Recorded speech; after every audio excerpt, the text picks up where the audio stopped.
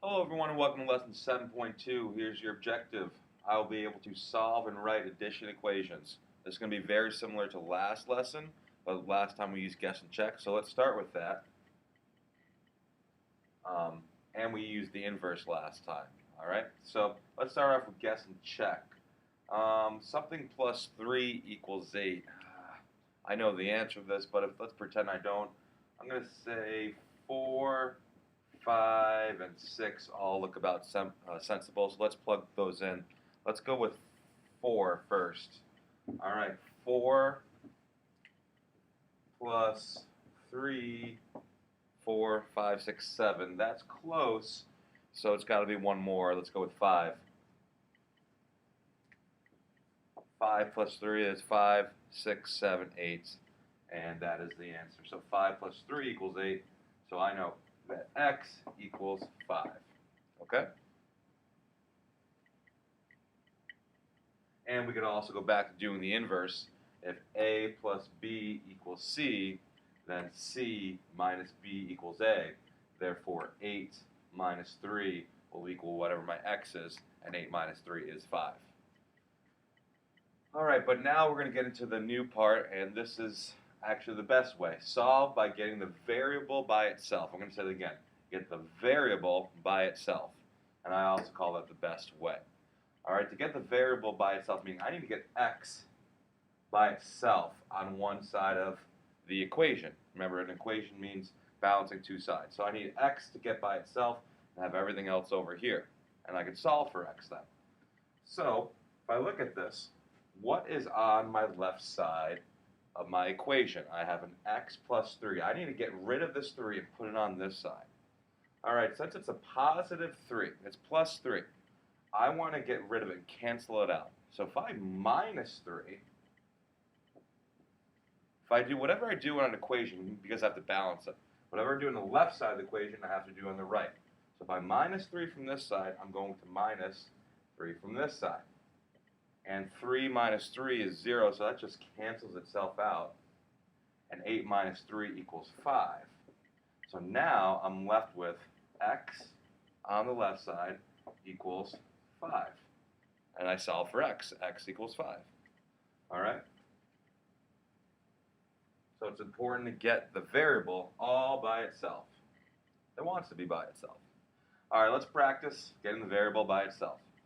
All right, over here I have 6 equals x plus 5. Now remember, it doesn't matter which side, what things are on. I could have written x plus 5 equals 6. It's the same thing. All right, but in this case I have 6 equals x plus 5. As I can see, that's a plus 5. That means it's a positive 5. I want to get it by itself. All right, so this side is going to become 6 minus 5, and once I minus 5 over here, cancels itself out, I'm left with 6 minus 5 equals x. Okay, what is 6 minus 5? It's simply 1, so x equals 1. Now, it's always a good idea to check your work by plugging it in. So if I plug in 1 plus 5, does it equal 6? Yes, it does. Now, this could have been a really easy guess and check one, but we're starting off with some easy problems and we'll work our way up throughout the unit. Let's check out this one. We have some decimals to deal with. All right, 3 and 5/10 plus y equals 12 and 75 hundredths. Well, I want y by itself, so how can I get y by itself? I'm going to minus the 3.5, because that'll cancel itself out, and then minus 3.5 from here. All right? And I'm going to be left with y equals whatever this is. 5 minus 0 equals 5. 7 minus 5 equals 2. Remember, with subtracting and adding decimals, I just bring my decimal down. 2 minus 3, I can't do, I have to borrow, or I could just say 12 minus 3 is 8. So my answer is going to be 8 1/4, or 8 25 hundredths, or 8.25. Y equals 8.25. Now let's plug it in again and see. We always check our work just to be sure, especially if we have time. So I have 3.5 plus 8 and 25 hundredths. Let's see if that works. All right, I'm going to add a 0 right there. 0 plus 5 is 5. 5 plus 2 is 7. I got to bring down my decimal.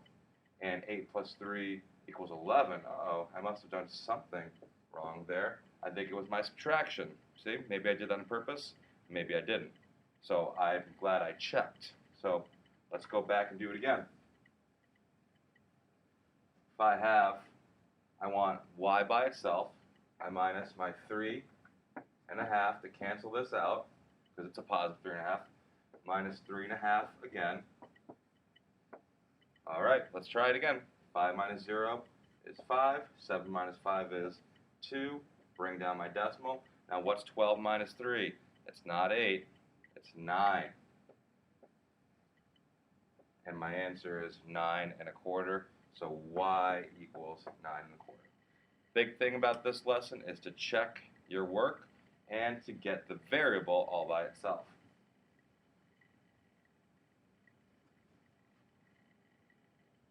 All right, one last one. Let's do bigger numbers. We have 132 plus something, an a, equals 245 and 5/10. All right, so I want to get a by itself. Since this is a positive 132, I want to get a by itself, so I'm going to minus 132 because they cancel each other out. 0. I'm left with a equals 245 minus 132.0.